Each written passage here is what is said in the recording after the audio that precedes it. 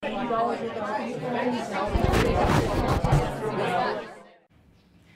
so, on Tuesday, 9th August 2022, this country heads to the ballot to elect leaders that will push us for the next 5 years. Just in case you've been living under a rock, you can see the amount of political tension rising. The rallies are all over, which, by the way, are illegal as it is. And that big question on the voter turnout has come up so often and often. You look at the young people, very many young people did not show up to vote, talking about the 18 to 35 age bracket where a majority of the votes are. And today, I'm joined by 3 young people who will join me and speak to me on why young people are not either willing to vote, are they tired, or are they rebelling? Patricia, I could start with you. What's your take on this? I believe people are tired. The economy is not favorable to our parents, is not favorable to our older siblings.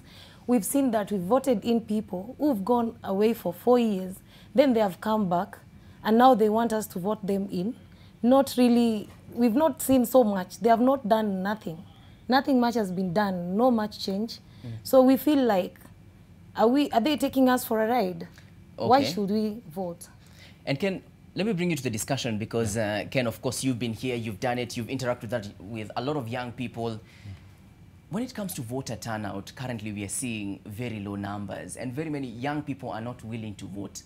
Shida iko wapi? First of all, looks like the young people have gone into a state of hopelessness with our politicians because of the use and dump policy. Sisi tunakam na kupigia kura, we unaomoka, unajitoa. Tunakuja, unapiga kura, unatuacha kwa mata. I mean, that's one, betrayal by politicians. And secondly is the issue to do with the state of the economy. I mean, it's like the people whom we sent to shepherd and herd goats became butchermen. Okay. So wow, badala kutulindia wanakula. Sisi tunawapea kura ndio wakakule. That can't work for us. This time for us, nothing for us without us. Okay, nothing for us without us. Absolutely. And we'll talk about that slogan coming up. Yes. Erica, I mean, let's look at the number of young people, okay? And this time round, someone who's 18, 5 years ago was 13. They were 13 years old. So, and still not very many of them are willing to vote. I've heard you're a first-time voter. Is this true? And are you willing to vote? And people around you, are they willing to vote? Well, Brian, to answer you is, many of the first-time voters are not willing to vote because they are saying they have nothing to gain and they have nothing to lose. Because someone will ask you, why should I wake up early in the morning, go and make a queue, go and vote for someone who will not remember me, who will not remember my parents, who will not even remember my needs, or will not even see them at my area until the next 5 years are done. You see, so many of them, they have no hope, they have no reason to go there and vote. They have no reason even to register as voters. Kate, the argument here is, watu wanaenda 5 years on, ndio tunaona after the 4th year. You are on the ground. Is this the case? Yeah, it is. And sometimes I think they take us Kenyans for a fool because most of us don't really understand what are the role of our member of parliament and the role of the MCAs. So we came up and realized that a lot of civic education is needed on ground because unakuja kupata kuna zile projects za NGCDF na kuna zile projects za national government. So you come and find that there's so much joyriding of projects. Unapata kuna ile ya president ndo MP anakuja na ride. By the way, and we need to talk about that, guys. Of course, Kate, maybe you could finish up your point. Ndio pia Ken na Erica wa join into the discussion. Ilea, so hii barabara juu tumejengewa ni ya nani? Ni ya MP, ni ya MCA, ni ya governor, ni ya senator, ama ni ya president? Malize hiyo point yako. Which point? Well, okay, so you come and find that they joyride so much. So we really need civic education kwa mtaa. We know that the roles of the MCAs, the role of the MP, and the role of the governor, and the role of the president. So that one will help a lot, so that we will know MCA ameperform, MP ameperform, na to which extent. Ken, hii barabara ni ya nani? Well, of course, lazima tujue venye hiyo sheria ukuwa iko divided. Kuna barabara ambazo ziko allocated under the national government, which comes through KERA and KURA. Na pia kuna hizo sasa MP na senators. MP ndio wanashughulika sana kulobi kuje huko hivyo. But sasa ukienda kule mtaani, barabara za kuingia kwa mitaa, hizo feeder roads, hizo ni za MCA na governor. And of course sasa senator hapo ndo anakamin ndio kuhakikisha kwamba kaunti yake imepata pesa ya kutosha kujenga hizo barabara, na pia ku-oversight how the tendering process was done, how the contracting was done, and how the project was implemented. So utapata wase wengi hawajui what the constitution says. For me, one of the things yenye ingefanyika, ile committee ilikuwa inaitwa Constitution Implementation Committee that was being chaired by Simeon Nyachae. Hiyo kitu ingefaa kuvunjwa, ingefaa kuendelea kuongezwa time ifundishe wase what are their rights and what does the constitution mean. Secondly, IBC ndo inafaa kuwa ikirun na story ya civic education, especially just before voter registration. This time around, our judges wamekuwa bunge, walihakikisha IBC haina do ya kufanya civic education, ili ndo raia wasijanjaruke. I mean, ni ile design ya keep them fools so that they always follow me. So they made sure IBC haina do. Hii gava ya Jubilee hakikisha kwamba hii commission imetoka na watairudi tena, hata wase wako ipewa job mali nyingine yote. Ken, wacha nikuulize because sasa umeanza a good discussion. Hiyo ni job ya nani? Si mimi kama youth pia mimi nafaa kusimama niende nitafute roles of an MC, MCA, roles of an MP, roles of a governor.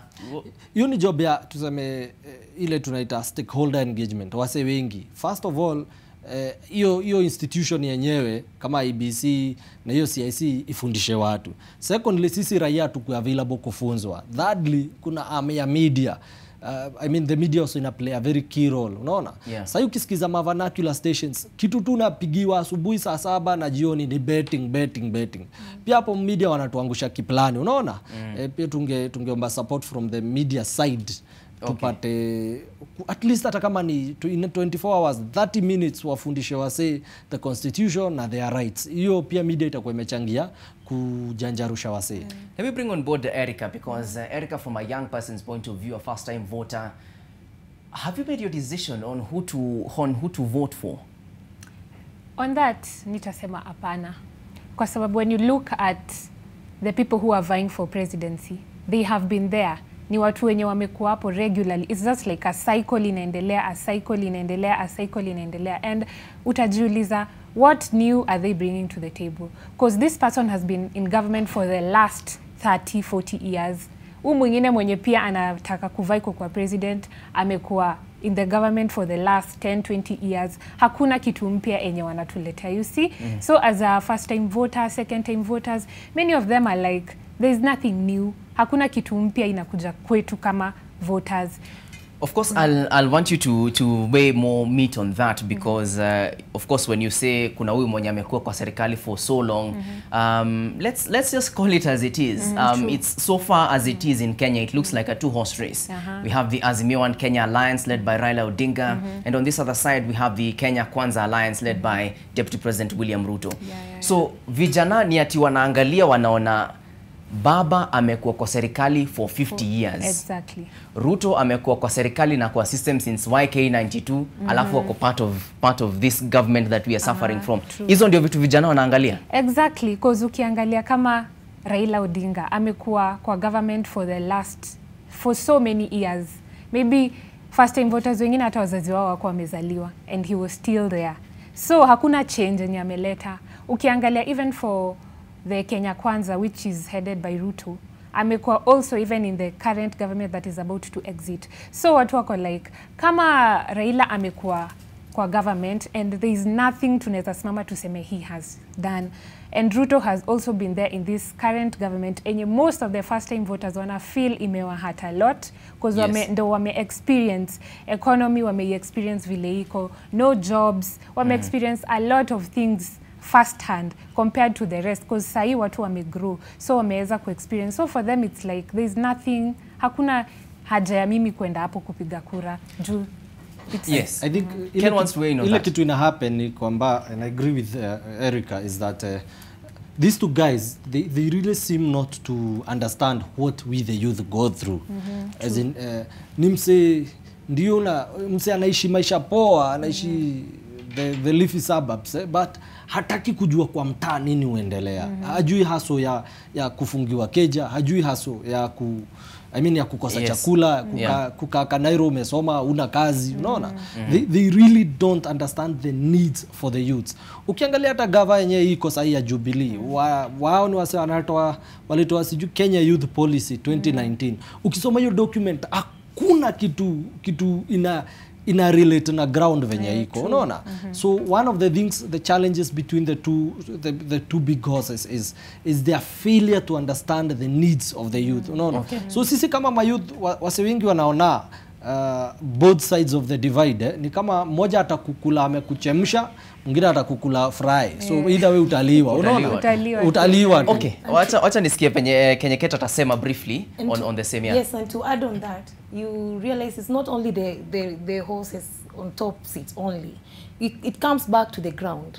Also, our current member of parliament, their roles, legislate, they make policies that zinatunyanyasa sisi. Every other time, they are supposed to go there, represent, oversight, and legislate. Unapata msee ameenda Brian bunge, yani ile kitu wanasema, I don't know if they really know what we go through. And they really put us in a tight corner. I believe wanataka kutufinya ndio tusiongee, then when it comes to 5 years we put them back on power. Like kama sasa hivi vitu zinaendelea mtaa, unakuja kupata hadi bursaries. You know, when you're there you've been employed to serve Kenyans. But unakuja kupata mtu anataka kutumia hata bursary now, we will cancel your bursary if you don't support. You know, that one is voters manipulation. And it's going on and you're like, Kenyans, our parents are really frustrated. The young voters are rebelling. In whose hand are we safe? Wacha nisikie, let me just hear a sentiment from all of you guys, because someone watching you is wondering, but 18 to 35 they have the numbers. Si watoke August 9th wafagie wote, lakini hawataki kuchukua kura. Wengine wanasema mtu kama baba ako na ile program ya 6,000 kwa mwezi kwa kila familia. Mtu kama DP Ruto ako na youth fund, ako na 1 billion shillings alipromise. Mtu kama Musalia Mudavadi ako na pesa mfukoni. And by the way, just to put it out there, is that there are more people gunning for presidency, but as it is right now, it looks like a two-horse race. Kenneth, wacha nisikie what you have to say. One, vijana, you have the numbers, you have the tyranny of numbers. Mnaweza amka nyi wote mseme hata mtachagua Kenneth kama president at the end of the year, in August that is. Mnaweza sema okay, basi wacha tuone kama wata implement hizi plans zenye niko nazo. What's your take? First of all, ni kusema this, let me say for sisi tutaanza hapa chini. MCA hakuna kurudisha mtu. Hiyo meka hapo imetosha. Tuna hata vijana wengi ambao wamesimama fresh tunawapea. Wabunge pia ni kufagia tukiondoa round hii. We as young people will bring in young and fresh people. Na tuajiamini kwamba tuko na vijana ambao wanaweza hudumia taifa hili. Tutaleta wase fresh, tutajiamini, tutamobilize, tutaongeleshana until ifanyike. So this time around, the youth ndio ile like the cog in a wheel ambayo ina determine direction yenye hii taifa inaenda. Yule mse ambaye hataweza kuarticulate agenda za my youth, tafadhali usiwaste pesa yako na siasa. Endo fanye kitu tu ingine. Whether unasimama MCA, women rep, governor, senator, this time around the key determinant of the 2022 election ni young people. And it's just a few days, about 120 something days coming in. Hiyo sisi tutabadilisha. And I can tell you from where I sit, I can foresee bunge itaoshwa kama 90%. Kufagia watu freshi. Hiyo 10% ni on the basis ya performance. We jaribu kuja na chama, ujaribu kuongea nini, lakini tutakutoa my friend. Kate, let me hear what you have to say, of course, as I bring on Erica on the same. Yeah, what I'm so happy about, and to mention, so many young people have come on board to go for the political seat. Though they have a challenge of financial muscles, you know, they are being outweighed. Hawana do, mtaani ile wase wako njaa. Unasikia akikuja, hata akiomba kiti, unasikia tuachie yetu ya macho. And this one really discourages them. I would like to encourage them na niwaambie, as you go there, just know we are with you. We've formed a lot of lobby groups back kwa mtaa. We've formed a lot of lobby groups and we are working with our people because we've said nothing about us is Without for us, without us. We have to sit on the table. And for us to sit on the table, we are going to support those fresh blood. Unaona tumekata, we are not recycling. We are only recycling paper bags, by the way. We are not recycling leaders, and on this sense, bad leaders, of which we may prove most of them. Atuchagui chama this time round. That's why you see none of us is talking about party. Last in 2017, party tuliambiwa tupige suti ikatubetray sana. So right now we want wafanye 6 yes, yes, we are going for unaona Brian wewe peke yako hapa ndio uko na suti wewe na but you see hata yeye ana tie. Wewe peke yako ndio uko na 6 piece. Inakwambia kwamba we are going to elect individuals based on performance. We know that people have gone to school, young people have gone to school, they have the knowledge, they have the information. Let them come on board because they are the only people who resonate with the 21st century. You know, so much is changing, but we are still living in the before computer era, and we want to cancel that. And I will call upon all the young people during the nomination, because nomination most of the time determines who is going to be the next leader, because most of the good leaders are swayed off at the nomination, at the party primaries level. Yeah. So I would call upon all young people to come out and elect leaders who are going to represent us properly. Do not look at the money. Pesa kuleni tu, lakini ikifika tupatieni vijana wenzetu ambao wataenda kutu represent properly. Let them go and fight for us because they are the ones who know what we are going through. Tusiangalie vitu zenye yeah. Erica, let me hear what you have to say, and you've brought in a very nice aspect of money, so we are going to discuss that as well. Erica? Okay, for me, what I can say is, vijana pale nje, I can also pose a challenge to us as youths, as the young people. Let's look for this information. Tusingojewe kuambiwa tokea pigia nani kura. Look at that person. Usiangalie chama, just as Catherine has said. Usiangalie chama, angalia that individual.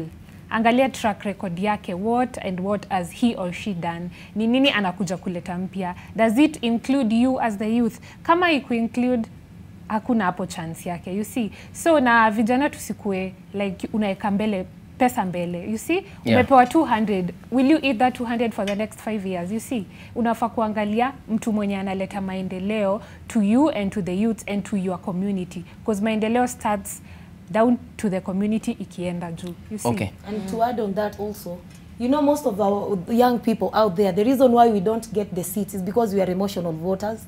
And we want to kill that. Let's not be emotional, let's articulate issues.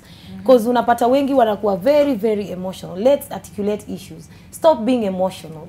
Let's go out there and vote in leaders. Usikue na personal, just because I have a difference with Brian and Brian can be a good leader. Or because I don't like Erica, I'm not going to elect Brian because Erica supports Brian. No. Let's go out there and elect leaders because they are capable. True. Unaona vile when you came to look for a job, Yeah. You just came to look for a job, you gave them your CV, you did not have money. And they looked at your CV and they said, okay, you can do this. We can do this. Let's look at that because, and we want to kill tribalism also. And we want to, as the young people, only young people will kill, because what tribe does Erica know? She doesn't know anything about tribe. But there are people who have been there time and time and time, and they know much about tribal politics. It's only young people who will come on the table and change of this. I dream of a Kenya whereby sometime you will come and vie in Luo, and you are a Kikuyu, you'll be given being a member of parliament there without so much questions, you know. And that one will come if it starts with us now. Ken, you look like you want to weigh in on that, but also before you do that, allow me to also ask you on the question of money. Because Mheshimiwa atakuja apark gari pale junction, aturushie 200. Mimi niko base, sina job, sidichukue tu yorwabe. So kwa nini waniambia nisichukue pesa? And then again, ground kuna mahali inafika watu wanasema tutachukua pesa na tutampigia kura. Kuna kitu kama hiyo? We must say the Kenyan politics, bottom line, siasa ikifika sahi mahali tumefika, ni mkwanja, ni do. Usidanganywe vitu zingi. Hata hilo unasikianga watu wanasikiza ground. Ameenda kutafuta pesa alete ground. Hakuna kitu ingine. So the thing is, the employment rates have gone very high for the last few years. Unemployment rates have gone quite high. Wase wana job.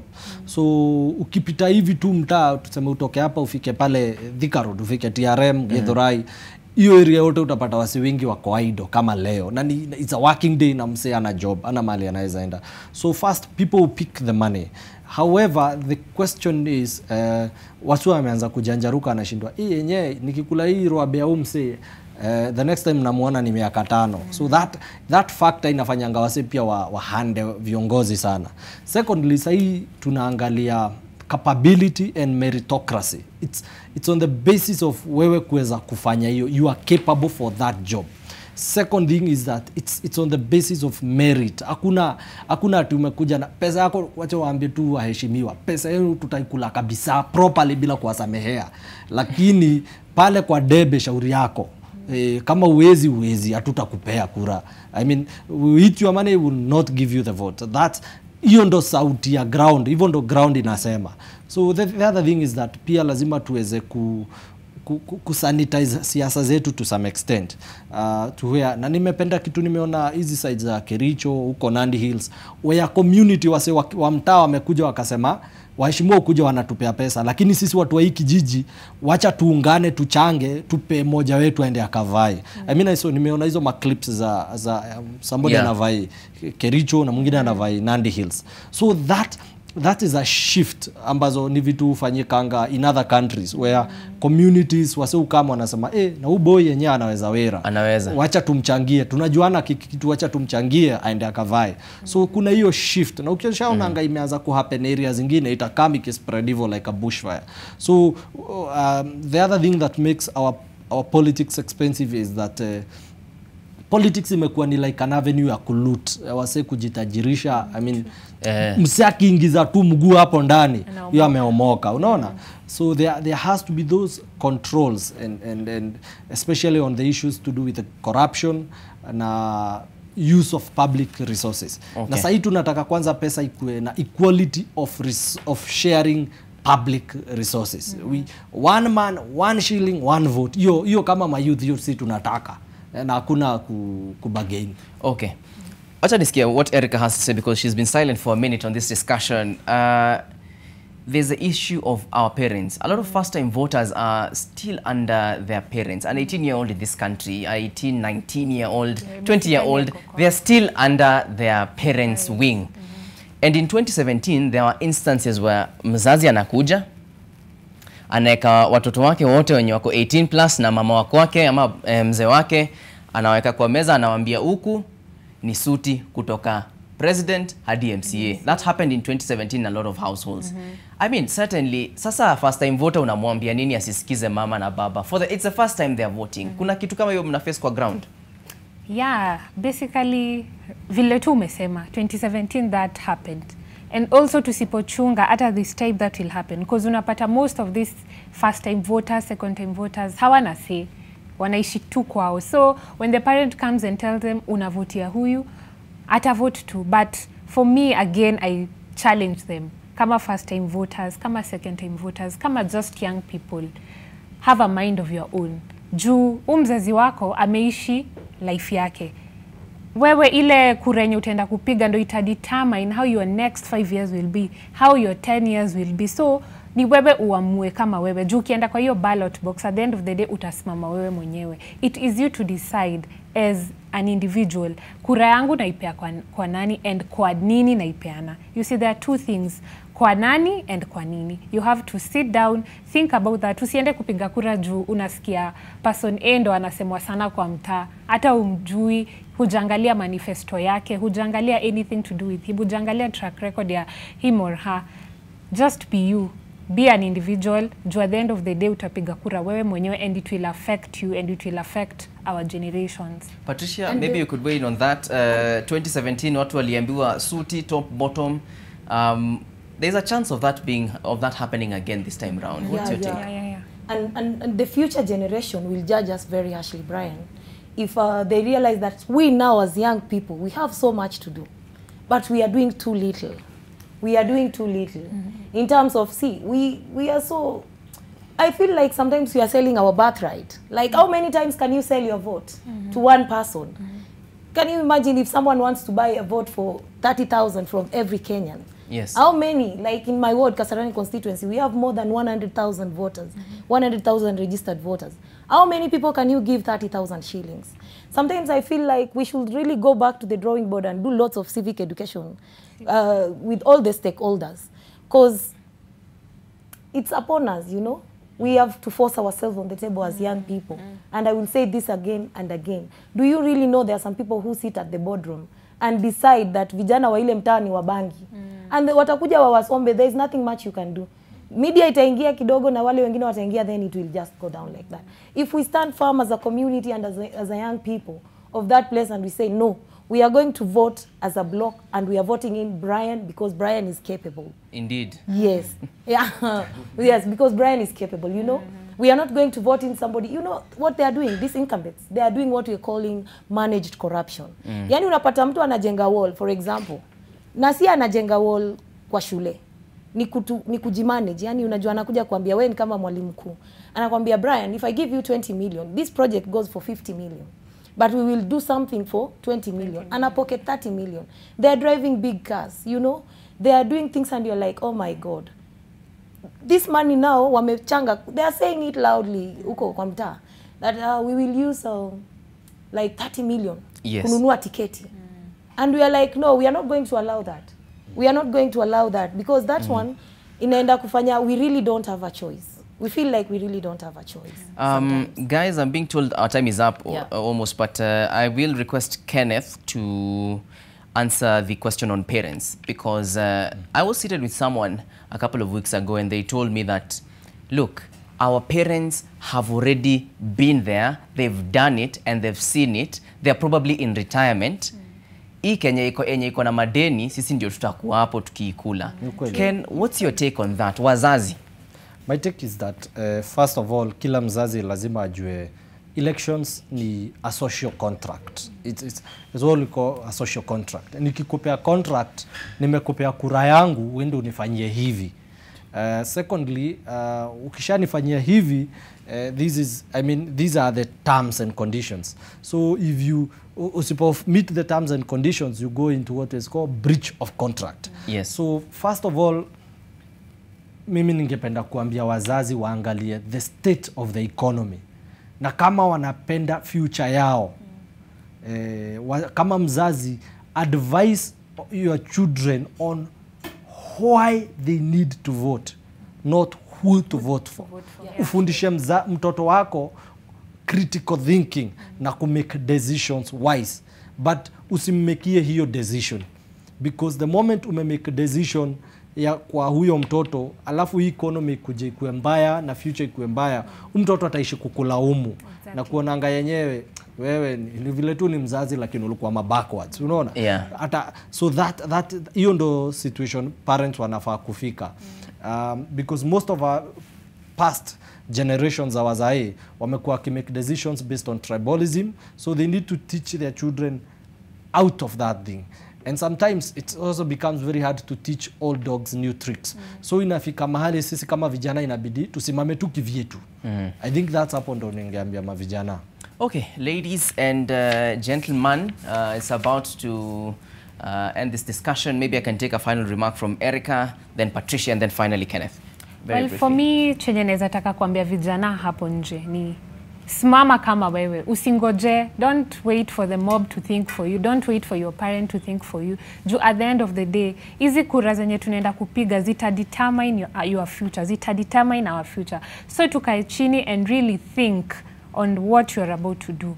And then tusibebwe na mob. Let us not be watu wenye tutaajiriwa na wase kuja uende ulete vurugu hapa, unaenda unapeleka vurugu, unaleta vurugu hapa, and at the end of the day utatumika vibaya na utaachwa mataani. There is nothing that utagain. Let us be people who will sit down and think, because what you will do and what decisions zenye uta make zita affect your future and zita affect your generation.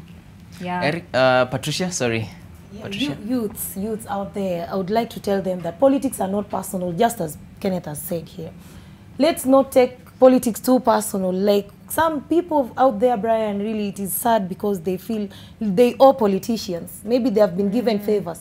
Unaona hizo handouts zenye Kenneth anasema. They feel like amepewa punch. Wewe nimekuuliza utapewa punch mara ngapi? Ikikuwa ni 5,000, politicians sasa wanaku-own. You know they are smart. These people wanafanyaga what we call political conmanship. They will put you in a corner and they don't want you to get out of there and make a decision. Politics are not personal. Tokeni uko nje, when it comes to that date, let's elect leaders who are for us. Let's go out there, youths for youth. Hakuna kurecycle. Let's bring in fresh new ideas that will relate with this century. So much from that said and done. Thank you, Brian. Kenneth, final remarks? I think for me, as the final remarks is to let our politicians know that right now the ground and the foot have met. It's going to be very difficult for most politicians this year. We will bury many political careers. We will resurrect and raise those of young people. Yeah. We will look at capability and meritocracy, and we'll give people jobs basing on their ability to deliver. For any politician, especially members of parliament, who voted for the increase of VAT in this country, we will not vote for you. I mean, we must be very clear. If you allowed VAT to be increased, tafadhali sahau kiti. And for the rest of our young people, let's vote for our young people. Let's stand with one another. Let's ask our aspirants very difficult questions. Tutafute mse atatuhudumia na sisi tunasema kama vijana tuajiamini. Indeed, that's the final word of Kenneth Ngure. I have been sitting with 3 young, amazing people in Kenya. We got them from different diverse situations and backgrounds. I've been speaking to Patricia Catherine, who's right next to me. And in the middle right there is Kenneth Ngure. And to the far left, my far left, is Erica Moragwa. That's this morning's discussion.